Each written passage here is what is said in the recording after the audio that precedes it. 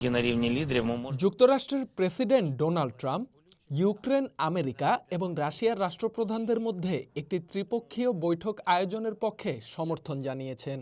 যুক্তরাষ্ট্র চায় যত দ্রুত সম্ভব এই বৈঠক হোক, তবে এর জন্য সব পক্ষের সম্মতি প্রয়োজন।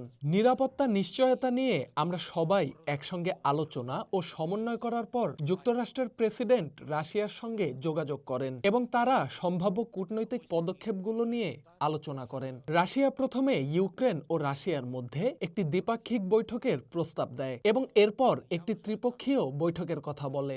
যেমনটা আমি আগেই বলেছি, আমরা যে কোনো ধরনের উচ্চ পর্যায়ের বৈঠকের জন্য প্রস্তুত, কারণ কেবলমাত্র রাষ্ট্রপ্রধানদের বৈঠকেই আমরা জটিল সব বিষয়গুলোর সমাধান করতে পারি, যেগুলো আমাদের জন্য অত্যন্ত গুরুত্বপূর্ণ এবং কষ্টদায়ক। তাই আমি আজ নিশ্চিত করছি যে আমরা পুতিনের সঙ্গে একটি দ্বিপাক্ষিক বৈঠকের জন্য প্রস্তুত এবং ইউরোপের সব নেতা আমাকে এই বিষয়ে সমর্থন দিয়েছেন। দ্বিপাক্ষিক বৈঠকের পর আমরা একটি ত্রিপক্ষীয় বৈঠকের আশা করছি।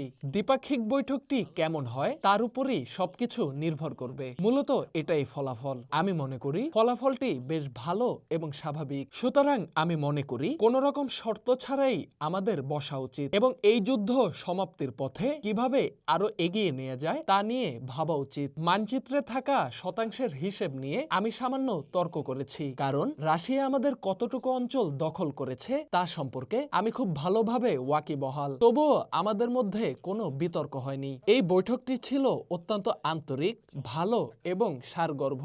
আমাদের ভূখণ্ড নিয়ে আলোচনা হয়েছে এবং আমি যুক্তরাষ্ট্রের তৈরি মানচিত্র ধরে এ বিষয়ে বেশ দীর্ঘ সময় ধরে কথা বলেছি। তারা এটি প্রস্তুত রেখেছিল এবং আমি তাদের কাছে কৃতজ্ঞ। যদিও আমাদের কাছে এই একই মানচিত্র ছিল, তবুও আমরা দীর্ঘক্ষণ ধরে এটি নিয়ে আলোচনা করেছি। আমি বোঝাতে চেয়েছি, পূর্বাঞ্চল এবং ক্রিমিয়ার মতো কিছু জায়গা রাশিয়ার দখলে গেছে কেবলমাত্র যুদ্ধের কারণে নয়, বরং সেখানকার পরিস্থিতি এবং প্রতিরোধের অভাবের কারণে। ক্রিমিয়ায় কোনো বড় আকারের সামরিক সংঘাত ছিল না এবং যেহেতু সেখানে কোনো সংঘাত হয়নি, তাই আমরা এটি বলতে পারি না যে অঞ্চলটির একটি বড় অংশ দখল হয়ে গেছে, কারণ রাশিয়ানদের কাছে একটি শক্তিশালী সেনাবাহিনী রয়েছে। এই ধরনের বিষয়গুলো বোঝা জরুরি, যাতে মার্কিন প্রেসিডেন্ট বুঝতে পারেন আসল অগ্রগতি কিভাবে হয়েছে কিংবা ইউক্রেনীয় সেনাবাহিনীর শক্তি আসলে কতটা। উদাহরণস্বরূপ, আমার কাছে কিছু স্পষ্ট পরিসংখ্যান আছে যা আগে ছিল না। যেমন যুদ্ধের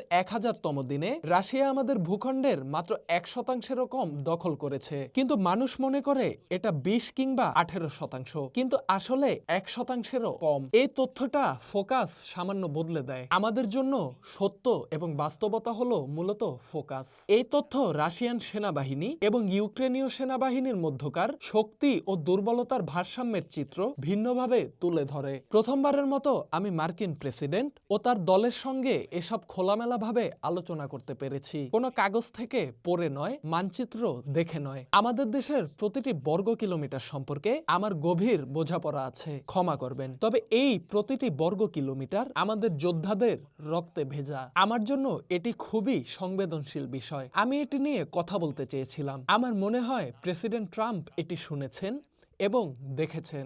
বিভিন্ন বিষয়েই আমাদের আলোচনা হয়েছে, তবে এটি ছিল একটি গুরুত্বপূর্ণ তথ্য। সুতরাং ভূখণ্ডের বিষয়টি আমার এবং পুতিনের মধ্যে আলোচনার জন্য রাখা হবে।